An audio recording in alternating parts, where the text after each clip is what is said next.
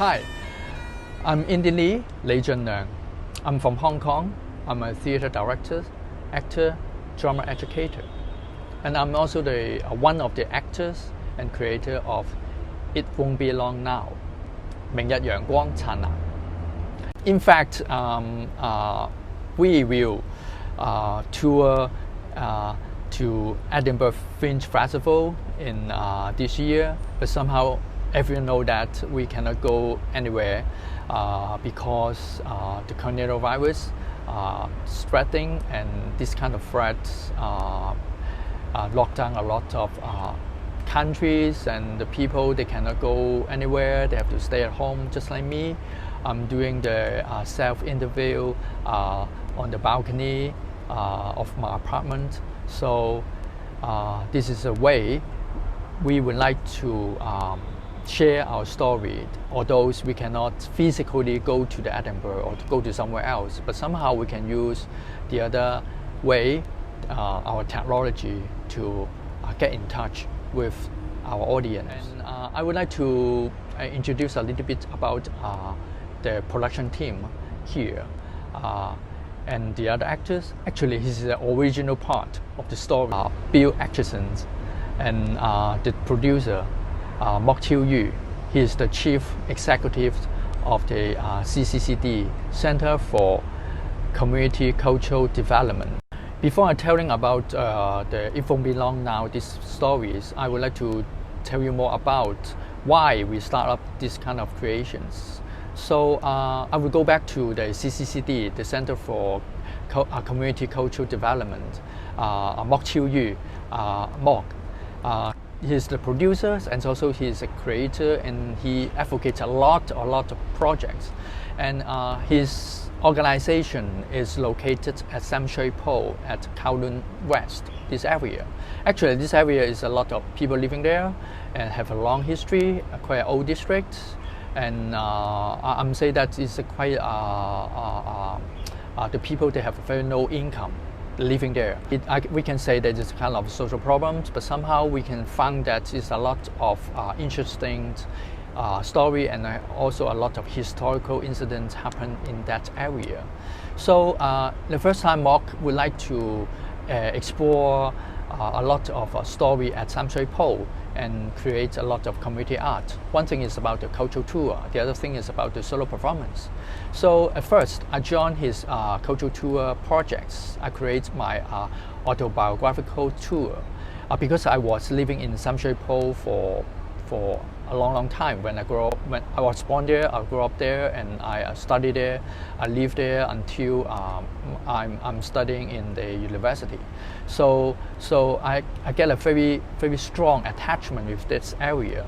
So I create my story, taking the people to going around the place I lived, the place I play, and also the place I hang out, and also end up at the secondary school I'm studying at. It's called Kowloon Technical School. And then Mok at the same time creates a lot of the solo performance related to the Sahamshuipo's story. So and he has kind of discussion with Bill, and invite Bill to come to Hong Kong to give his cultural tour performance in Sahamshuipo, and also explore the possibility to work out a solo performance related to the POW camp, prisoner of war camp, located at Sahamshuipo. So mainly the story based on a book. It's called It Won't Be Long Now. The writer, actually, he was trapped at a POW camp for a long time. So It Won't Be Long Now is about Japanese occupations in Hong Kong. And the story is about this period of time. And this specifically happened inside the POW camp. So Bill's act all the characters inside the POW camp, and Mok just would like to do the Chinese version. So he invites me to join this project. So I have a considerations about how to turn it into a Cantonese or Chinese versions. So I give him a counter proposal, and why not we can do the story outside the POW camp, because all those people they speak English or the foreign language. They were trapped in the POW camp. When I translate it into a Cantonese, it's a bit weird. So that's why if I want to do it in a Cantonese, so why not we can do all those people that are living around there. Most of them actually they're Chinese, they speak Cantonese. So that's why I create my own part and how to echo with what happened inside the camp. And I do the research from the history book, documentations, photos, interviews, pictures, something like that, and films as well. So I create several characters in my part. Two stories based on two real persons. One is Lei Xiufang, and she's an opera singer. And why she was courted by the Japanese soldier? Because she sang a song, it's called What is the Price of Glory? 光榮何價? And the content of the song is something related to provoking the people to stand up and fight back the Japanese. So this is not the exactly meaning of the song, but somehow the Japanese interpret and think that this is the hidden meaning of that song. So that's why Lei Xiufang was caught.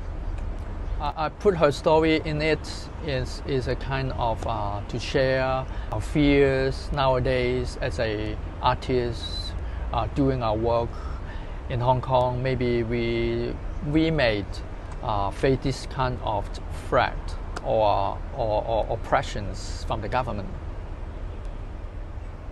And the other true story is related to the Japanese priest, Kiyoshi Watanabe. So in my play, I call him Uncle John. He was sent to Hong Kong in 1942, so to be the translator and working inside the POW camp at Sahamshuipo. He tried his best to help the prisoner to save their life. So he smuggling those medicine, food, books, all those resources outside the camp, bringing back inside the camp to help those prisoners to save their lives. So It Won't Be Long Now is something like a historical story. It happened in the 1941 to 1945 during that Japanese occupation in Hong Kong. But somehow, why we want to retell this story, and we want to go outside to go to the other countries. Although I will try, I did it many times to rerun the show in Hong Kong as well, because this story is more about our identity, the people, why and how they fight for the freedom, and the other thing is about and how the people they need to voice out what happened, oppressed from those people. They get a total power.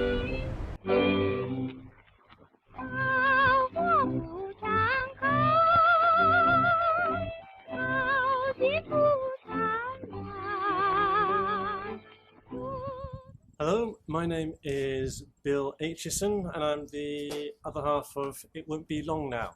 Welcome to the Hippodrome, Sahamshuipo's very own mecca for those seeking a gripping tale, light relief, and a happy ending. I'm not in Hong Kong, I'm in Xiamen, which is about 200-300 miles to the east of Hong Kong. So Hong Kong's over that way. It's also on the coast, so it's also a bit warm. And it's actually been okay here in terms of the virus and everything.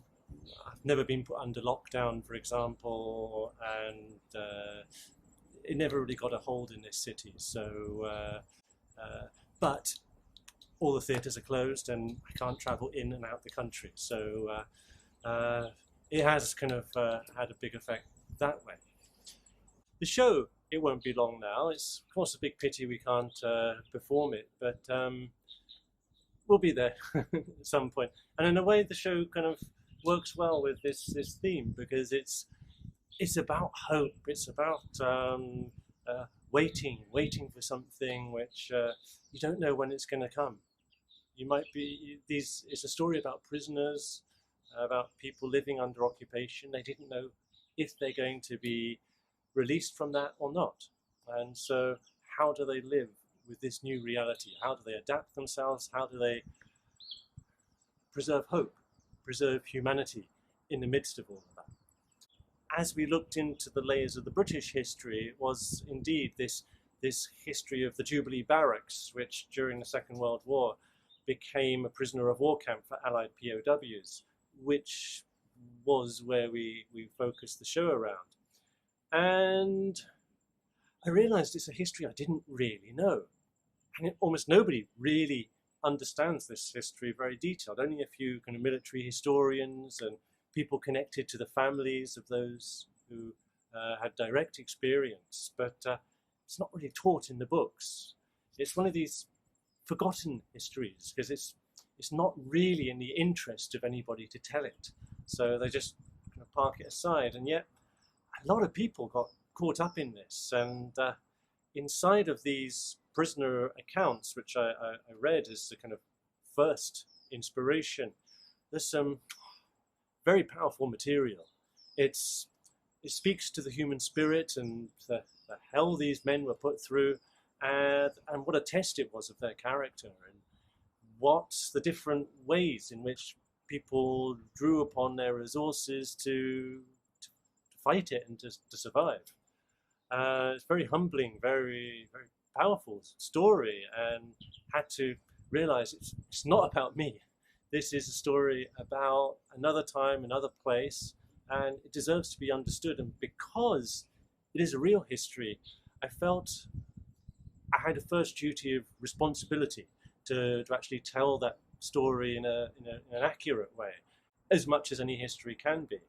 And so I, of course, read the accounts, but even the accounts seemed a little bit strange in the sense that they were all written by the officers, and they were all written after, for the most part, or kind of rearranged after the war. So they were a lot more mild, a lot more kind of, this is what happened to me back there and then. And the voice of working class soldiers and the voice of the actually being there in these kind of terrible conditions is kind of absent in those accounts. So I wanted to translate this kind of material into something which was kind of dynamic and on the stage. So I first kind of went through it in a physical way, actually, and sort of mapped out what remains of the barracks. It's almost nothing. It's a shopping centre and housing estate now. But just walking around it in the summer heat and realising the dimensions and using the imagination was already very, very strong, very vivid. And there were one or two trees left, which could, I think a space has a memory. And so I could somehow try to connect to that, and to also the forced march from the ferry terminals. And I would do some of these things myself and experience what the heat was like, how it changes the rhythm, and then slowly start to add the actions and then the words. And doing this kind of process, I came up with characters. I didn't want to have to be the voice of one of the writers, because I would be sure to get it wrong. I would be sure to not be precise, their family or somebody would dispute it. And you know what? I actually felt more free to tell the truth when I was liberated in that way, because then I could embrace a kind of theatrical language and arrange things so that they serve this bigger picture. And so I ended up sort of creating 6 characters, and from these piecing together the life of the men in the POW camp. But it makes absolutely no difference to our life here. The guards, they pretend like nothing has happened. So there's a young Canadian soldier, there's a Scots Guard, there's a kind of Cockney sailor, there's a kind of English officer, and there's a New Zealand Naval Reserve. And I tried to kind of spread the character, the voices, and there's also a kind of funny something I discovered, that inside the prisoner of war camp there was an entertainment division, not official, but they kind of put on shows. So there's a kind of theatre within the show where recreates some of the Sahamshuipo entertainments, and apparently the most popular there was a drag act. There was a Portuguese soldier who was a very good-looking young man. You don't like my lips? Your lips not eyes.